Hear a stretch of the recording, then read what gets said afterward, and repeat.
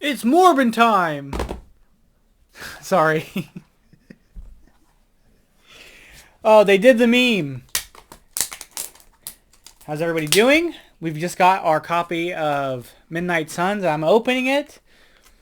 And, I have seen the previews. I know it's Morbin time. I'm very excited about that they did that as they did the meme. But I've seen some of the previews. I think the new keyword, Bloody Frenzy, I don't remember exactly what it does yet. So then with the previews, I know all but one hero. But I didn't want to look at it too much because I wanted it to be mostly a surprise. So we're going to sit that over to the side. We're going to sit these over to the side, and we're going to jump into this. I was expecting to get this a little sooner. Miniature Market didn't get theirs until like Monday night. Then they shipped it Tuesday, and it always takes 2 days. Today's Thursday. So I'm going to go ahead and do this unboxing. There won't be a playthrough tomorrow because I want your guys' input on what to do, and then the first couple I take, that's how we'll do the setups for the 2 setups. So I'll try to get one out Saturday or Sunday, and then we'll do the next one next week. So anyway, I'm just gonna go over the most of the words. If you guys want to read the text, I'll leave it there for you guys to read, but I'll read the keywords and stuff. So we have Midnight Suns here. So Blood Frenzy, sorry. It says vampires and werewolves famously crave the taste of blood. Furious rage drives them to seek more of the red delight, gaining strength from every kind of blood they drain. So this is shown by the new Blood Frenzy keyword. It means you get +1 attack for each different victory point value you have amongst your victory pile. Likewise, on the villain, they would get +1 for value for amongst them. So if it has 4 or victory points shown on the card, it only matters how many different values they have. It doesn't matter how many. So this is actually like, hold on, Blades rare? Let me find it. So OG Blade, because we get another Blade that's also Midnight Sun, or Marvel Knight. His rare, I believe, it's called Vampiric Surge. Oh, you get +1 for each villain in your victory pile. Never mind. Does somebody else do that?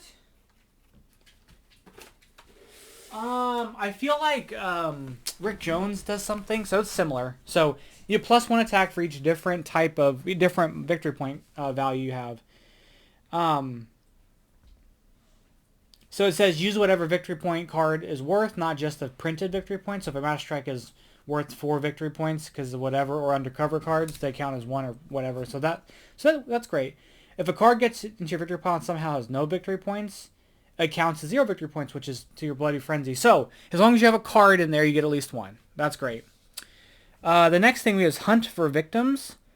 So Hunt for Victims, it says some sadistic villains say ambush, hunt for villains. This means KO a bystander that is captured by any villain or mastermind or in the escape pile. If you can't, then this captures a bystander instead. So we've got that. We've got Haunt. This means tuck a villain beneath that hero, haunting it, so you can see the villain's name. Players can't recruit that hero while the haunting villain is under it. Instead, a player can spend attack equal to the haunted hero's cost to exorcise that haunted hero. If a player does, they may either KO the haunted hero or choose a player to gain it. Then the haunted villain enters the city, ignoring ambush effects. It has so it'll take over the villain or the hero. You'll pay attack to get rid of it. It'll go into the city. You can take the card. While the villain is haunting a hero, you can't fight the villain itself. You have to spend the attack to exorcise the haunted hero first, driving the haunted villain into the city so you can finish it off there. So exercising it doesn't count as fighting. So we have wounds. You don't lose. You can use it to. It's like spending the attack for like a human shield or something. You're not spending attack to fight. So if you have wounds, you can KO him still. It says a haunted hero is still a hero, so it can be affected by things that affect heroes in the HQ. A villain escaping. So a card, or it says it can KO a haunted hero. So it says, yeah, a villain escaping the city that KOs a hero from the HQ can KO a haunted hero. Card effects that let you gain a hero from the HQ or put on the bottom of the hero deck still work on haunted heroes. However, card effects that say recruit a hero for the HQ for free don't work. If something causes a haunted hero to leave the HQ, then the haunted hero stays in that HQ spot and haunts the new hero, so it doesn't go away. If a space is destroyed, KO any haunted heroes, there, and the haunting villain then enters the city, ignoring bait ambush effects. So if something destroys, like the helicarrier scheme. We have Moonlight and Sunlight, which come back, so that depends on how many even or odd or even number cards in the HQ, depending on if you have odd number cost, not in the whole HQ, just the cost of the card. So if you have odd number cost cards in the HQ, it's Moonlight. If you have even a majority of even number cards in the HQ, it's Sunlight. The way that I remember it is Moonlight is 9 letters, odd number. Sunlight is 8 letters, even number. That's how I remember. Or Moon, because Moon and Sun would be the opposite direction. So Moonlight, 9 letters, odd. Sunlight, even, 8 letters, even. That's how I remember. So we have that. Manipulating Sunlight and Moonlight, so recruiting stuff can change things. Patrol's back, so that means that you would look at that space. If there's something there, or if something's not there, you would get the effect. You can use a specific patrol ability only if the space city has nothing in it. And then abilities triggering separately. Some heroes have Sunlight or patrol ability that triggers ability. Then an ability. Sorry, abilities triggering separately. It says some hero cards have a Sunlight or patrol ability that a separate ability from their superpower ability. For instance, if you play a blue hero, you get +1 on another line. Do each of the abilities one at a time in the listed order. The second ability doesn't require Sunlight or Moonlight. So yeah, that's just kind of some housekeeping there. So all right, let's get this out of the way. And so I don't know. I know Lilith is there. I don't really know the other mastermind. It might have said it and I just didn't pay attention. And then I don't know. I know the heroes are Elsa Bloodstone, Blade, Morbius, and Werewolf by Night. So let's go ahead and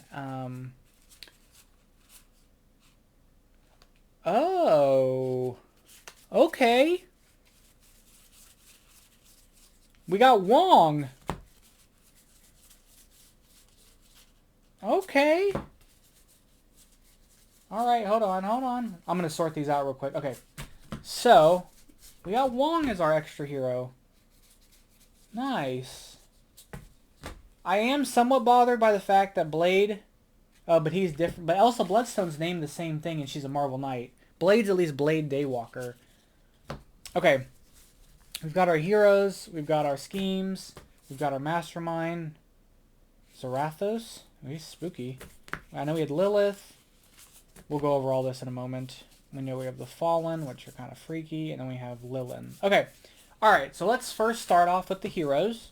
Move this out of the way. So let's start off with the Wong. That says rare. Let's start from the back. Wong. So everybody's a Marvel Knight. He's just 2 cards, or two costs, 1 attack, patrol the bridge. If it's empty, draw a card. Well, that's great. That's easy. So that's one of his commons. So we've got 5 of those, of course. His next common is going to be Searching Shards of Sunlight. Sunlight, you get +1 attack. You play a blue hero, you get +1 attack. So, what it was saying before is that the +1 on the second line from the blue card is independent of the Sunlight. So it's potential that you don't need a blue hero to get +1, or if you have a blue hero and the Sunlight, you get +2 attack, basically. Which is actually great, because that's pretty strong. I mean, it's at least a 3 if you're synergizing with blue. That's really good. And most of his stuff is blue anyway. His uncommon is going to be rare. Little green back there. Seal the Rift. Patrol the bridge. If it's empty, draw 2 cards. If it's not, you get +5. Use them only to fight villains on the bridge. Oh wow, that's pretty cool. That's actually really great. I love the cards that are have 2 utilities. So it's like no matter what, you have a use for it. You either draw 2 cards, which is going to get you a net of an extra card, or you've got something to basically more or less will clear this bridge, because it's 5 attacks a lot. So that's really great. He seems like he's going to be a lot of fun. I think this will be a really good, and all his cards, well, this is even, that's odd, and of course his rare is even. Face Your Demons, which that artwork is pretty dope. 6 attack. Once this turn, you may fight the top card of the bystander deck as if it were a 4 attack Darkhold Demon villain with fight, KO up to 2 of your heroes. Rescue this card as a bystander. And then Sunlight, you get 2 more attacks. So he's potentially 8 attack. That's really good. I'm super excited for Wong. Wong looks like a lot of fun. Alright, so we got some Wong. Next, we'll go with Elsa Bloodstone.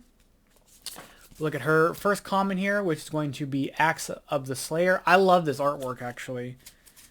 It's a little anime. I like this artwork a lot. I was kind of reluctant on some of it, but actually now that I'm looking at it, I really enjoy this artwork. So it's 3 cost. Patrol the streets. If it's empty, you get 2 recruit. If it's not, you get 2 attack. And then if you play a yellow hero, instead you get both. This is actually very similar to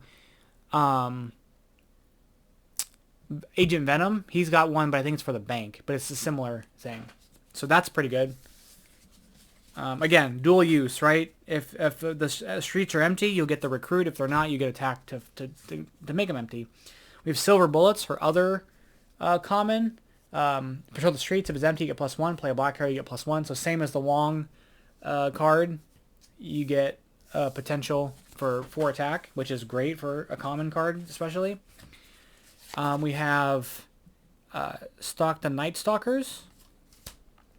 3 attack. You may have a villain or mastermind hunt for victims. If it KOs a bystander this way, you may KO a hero from your hand or discard pile. But then if you play a black hero, if a bystander is KO'd this way, you may rescue that bystander instead of putting it in the KO pile, which is nice because you get to KO something for free and then get a bystander for free. And you rescue it, so you get the effect. And finally, we have her rare here, which is going to be Vengeance of the Blood Gem. Does the other Elsa Bloodstone card have the gem in her chest? Or not in her chest. I think her rare card has it with her father. Is it her father?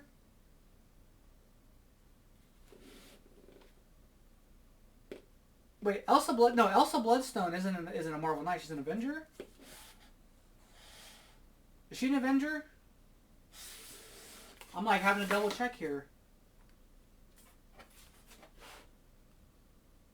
What is the Elsa? What's the other Elsa? No, she's a Marvel Knight. But for some reason, I don't know where she is on my list of cards. Is she called something else?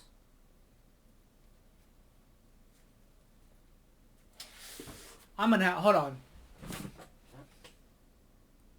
Now, I know what you're thinking. She's S.H.I.E.L.D. Ah, I forgot. But she's Weird S.H.I.E.L.D. Because, I don't know if you guys know this,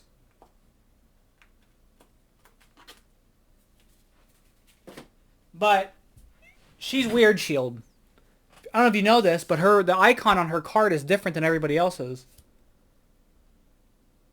Her icon's this way, and everybody else's is like this, I think. I know most of them are like this, but I think she's the only one like this. Anyway, she's S.H.I.E.L.D. She doesn't have the gem. I'm confused. Let's get back on track. What was I thinking? Okay. Vengeance of the Bloodstone Gem. Patrol any city space. If it's empty, you get you get the printed attack and recruit of the hero underneath the space. And then if you play 2 Marvel Knights heroes, you get Blood Frenzy, so it's going to be a lot of attack. She looks like a lot of fun. That makes me feel better that she's a Marvel Knight, and I'm sorry from the beginning of the thing when somebody's probably banging their head against the keyboard. She's different than the other one. I mean, I know she'd be different, but she's a whole different... From organizational purposes, she's different. So, alright, let's get Werewolf by Night, which would have been good, useful almost a year ago when we watched the playthrough for that. We've got Starlit Path. Sunlight, get 1 attack. Moonlight, get 1 card. Great. Straightforward. Love it. Maybe we'll redo the Werewolf by Night series because we got Elsa Bloodstone and we've got him and we've got what's the other dude? Swamp Man Thing. The other one is going to be Snarling Fangs, the other common. Sunlight, you may put a hero from the HQ on the bottom of the hero deck. Moonlight, whenever you defeat a villain. Or Mastermind this turn, you may KO one of your heroes. Love it. Love getting rid of stuff. Uncommon, Release the Beast. Sunlight, you get 3 attack. Moonlight, Blood Frenzy. And if you have a yellow card, you get both. Great. I love dual uses. And then finally the rare, which is going to be Track the Captives. Oh gosh. 5 attack. All these rares are strong. I mean, they're rares. They should be. Moonlight, whenever you defeat a villain or mastermind this turn, you may rescue a bystander or gain a hero from the HQ or sidekick deck that costs less than the enemy's attack. And then if you play a yellow hero, you get +2 attack. So just could be 7. So he's straightforward, but I do like him. I feel like I like a lot of the yellow-green cards, like the yellow-green combination of stuff. I do like a lot. All right, let's do Blade now. and Blade looks like he's the same colors as his Dark City equivalent. Where monsters lurk. 2, recruit. Patrol the rooftops. If it's empty, draw a card. Patrol the sewers. If it's empty, get +1. Imagine you get both of these. If they're both empty. So, yeah, you would. Because they're 2 separate effects. So the first common, where monsters lurk. Second common is ride by moonlight. 3 attack. Holy cow. It's a big common. It's a 5 cost. You may move a villain to another city space. If a villain's are there, swap them. And then moonlight, you get +1 attack. So that'll help manipulate to get the patrols on the other card. The uncommon here is going to be hunt high and low. 2 attack. Patrol the rooftops. If it's empty, reveal the top card of your deck. KO it. You may KO it. Patrol the sewers. If it's empty, reveal the bottom card of your deck. You may KO it. So you can actually do some fun investigate stuff with combo with that. And then finally we have Creature of Dawn and Dusk, which this artwork is super cool, especially all the creepy hands. 4 attack. Sunlight, you get +2, and you may move a hero from the HQ on the bottom of the hero deck. And then Moonlight, you get Blood Frenzy. So, makes sense. For Blade, Daywalker, which that movie shut down production as well. So that movie's never coming out. Uh-oh. But they need to pay the writers, so it's fine. Actually, speaking of Disney, we've got Echo coming out all at once in November, which is fascinating. We can talk about that later, though. Finally, we've got Morbius, Mesmerize. First common here, to recruit. Moonlight, Blood Frenzy, gaining recruit instead of attack. Well, that's kind of cool. You can get a lot of attack out of him. Next, we have Insatiable Craving. 2 attack. Play Red Hero, Blood Frenzy. This is another high-cost card, but if you're getting higher stuff with this, able to recruit, you'll get these fine. And they're red, so they'll combo. You've got his uncommon, which is Scathed by Sunlight. Sunlight, you gain a wound. You may gain a wound. If you do, you get +2 attack. Moonlight, you may KO a wound from your hand or discard pile. If you do, you get a 2 attack. So that's great. Makes sense thematically. And then it's Morbin time, which it's awesome that they use that. 3 attack, play Red Hero, Blood Frenzy, and then draw that many cards instead of gaining attack. So you just draw a bunch of cards, which is cool. Alright, heroes down. Let's take a look at the Mastermind. So I'm going to take a look at Lilith first, because Lilith, and I got to remember to look at the backside. So Lilith, Mother of Demons. Her normal side is Lilith gets +1 attack for each bystander in the KO pile. She always leads Lilin. And then Master Strike is Lilin hunts for victims. If she KOs... Oh, Lilith hunts for victims. If she KOs a bystander for this, each player gains a wound. That's her normal side. Her epic side is going to be she gets +2 for each bystander in the KO pile. She's 10 base attack. And if she hunts for victims, if she KOs a bystander this way, each player gains a wound on top of their deck. So, seems scary. So we've got our first tactic here, which is going to be respawn demonic offspring. The highest VP Lilin villain. From among all victory piles re-enters the city. The player who had that villain rescues 3 bystanders. So it's a little consolation prize. Then Lilith hunts for victims. Don't do any escape or ambush effects until after you've done other effects on this card. So you'll do that, get your bystanders, do the bystanders, she'll hunt for victims, and then you'll do all that stuff if stuff moves out of the city. The next card is going to be Connoisseur of Souls. You get +1 recruit for each bystander in the KO pile. Then Lilith hunts for victims.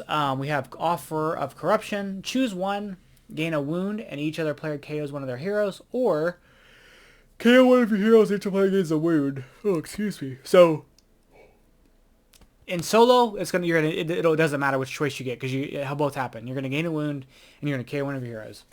And then Lilith hunts for victims. And then finally we have Mesopotamian Demon Goddess. Fight. Each of the player may discard a card for each bystander in the KO pile. Each of those players who didn't must gain a wound instead. So there's a lot of wound having stuff.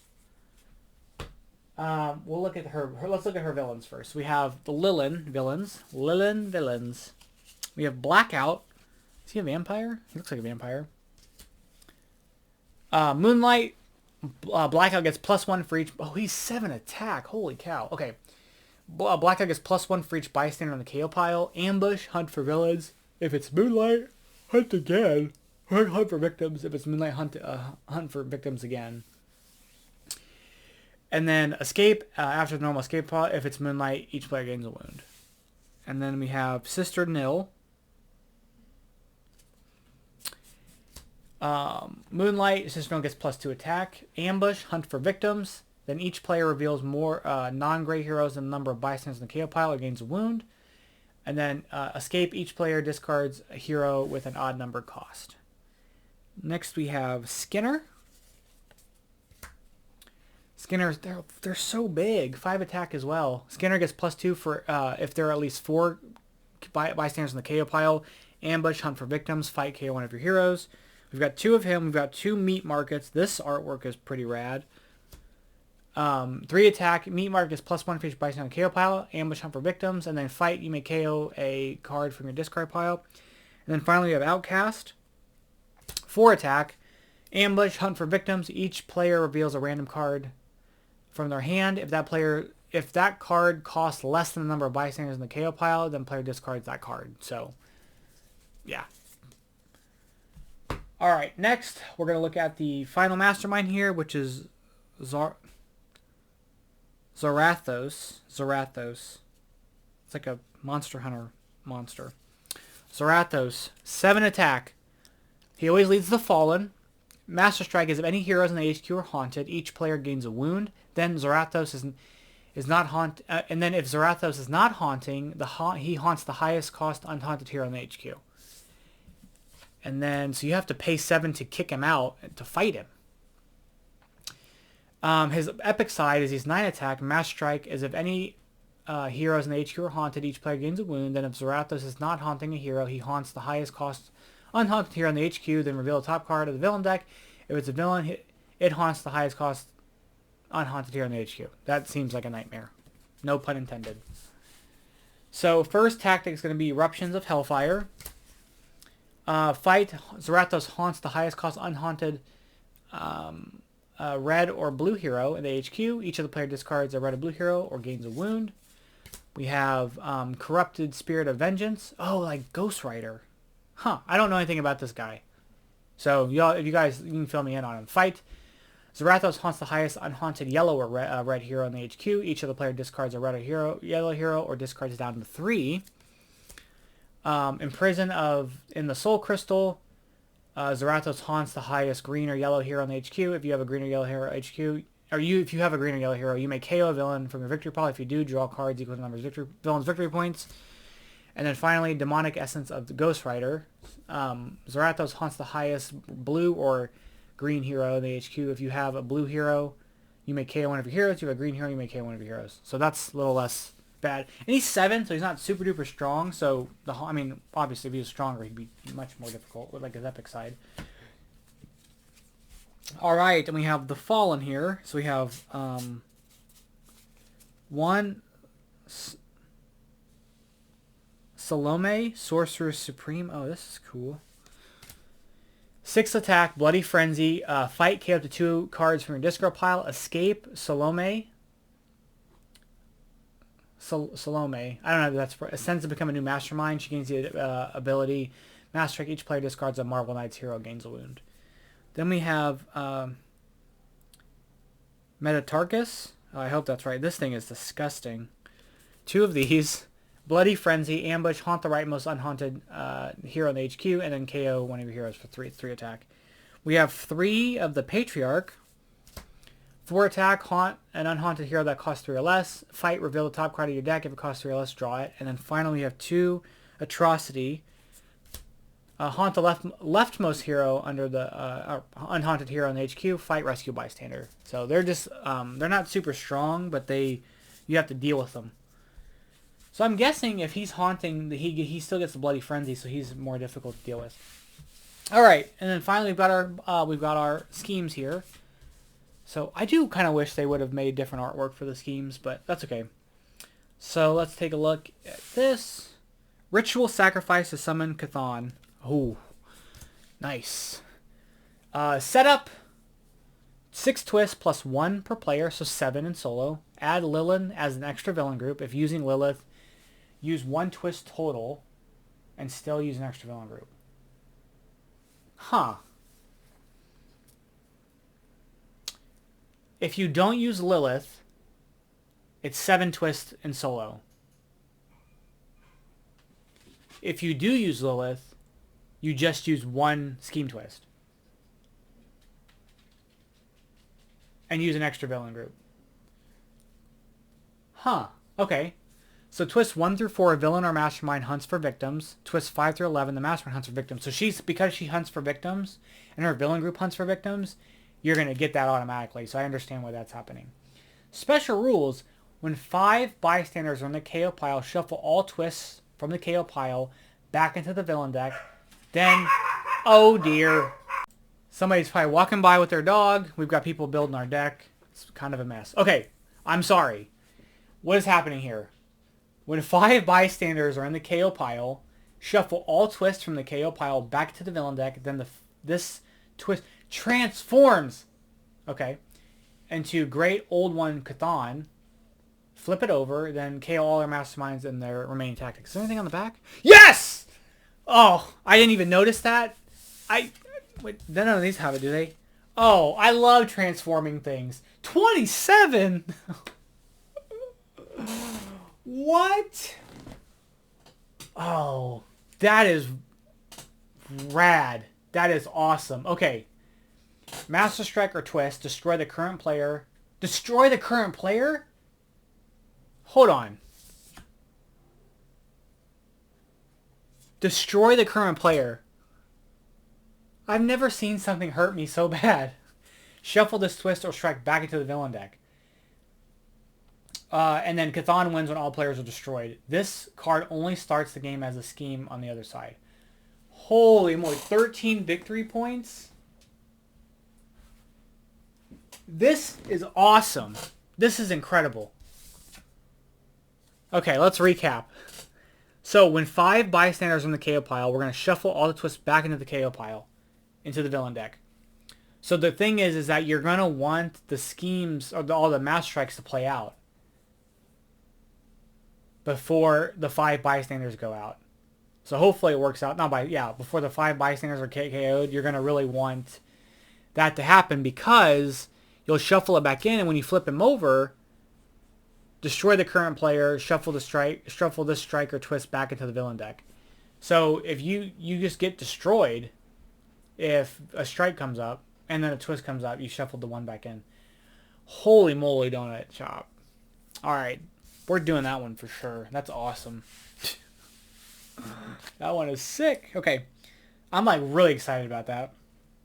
Okay, Midnight Massacre.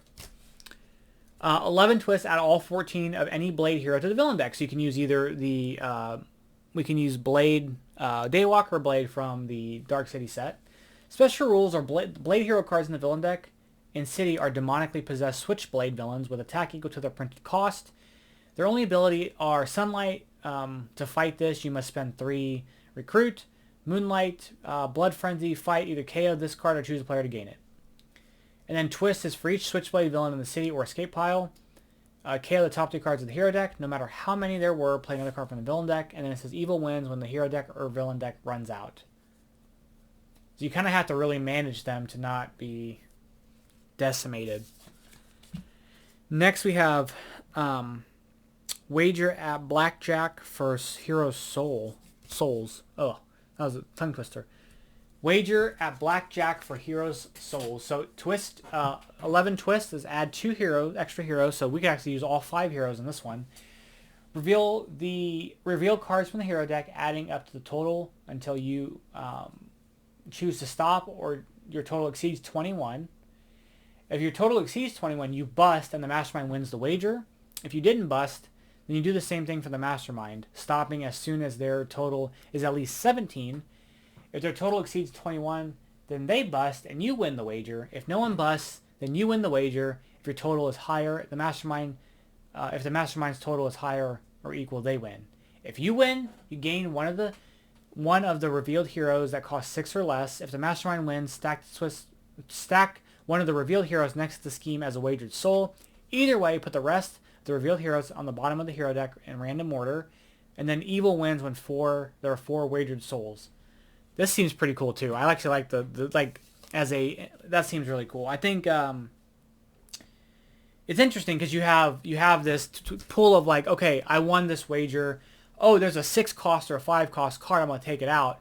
And granted, you're using in solo, you'd be using 5 heroes, so there's a lot of heroes, but you're eliminating. You're ideally probably wanting the higher cost stuff, which would probably make it easier for you to beat him, because otherwise you're running the risk of getting a bunch of cards. But that looks like a really, really fun scheme as well. Then finally, you have Sire Vampires at the Blood Bank. 10 twists, add an extra henchman group of 10 cards as vampire neonates. Put this scheme next to the bank to mark it as a blood bank. So in solo, you would still put 10 of the extra henchman group because it specifically calls out 10. There are other schemes, and you guys might know this, but I just want to bring it up in case somebody sees this and doesn't realize. There are other schemes like hypnotize citizens from that says add an extra henchman group. In that case, you'd only add 3 for solo. So you'd have 6 total henchmen.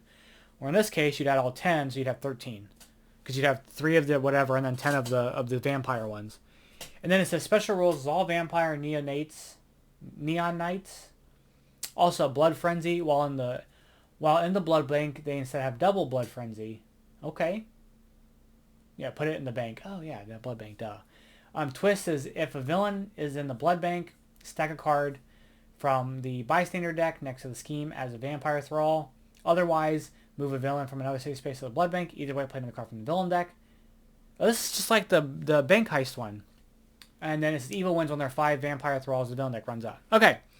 Those ones seem fun, but my kind of guess are going to be the Cthon one and the Blackjack one, which would be fun for Lilith and Zarathos. Tell me what you guys think. Which 2 schemes you guys want to see. We'll of course do the other 2 kind of mixed in, but for the Midnight Suns playthroughs, tell me what schemes you guys want to see. If you guys want to see the other ones first, we'll wait on these ones. But these ones I'm probably the most excited about. So let me know down below. Let me know if you guys have gotten the set, what you guys think so far. I'm digging it, digging the artwork. The card effects seem pretty good. The Masterminds, I like the innovativeness. I mean, after 30 or so expansions, they're still innovating, which is a lot of fun to me.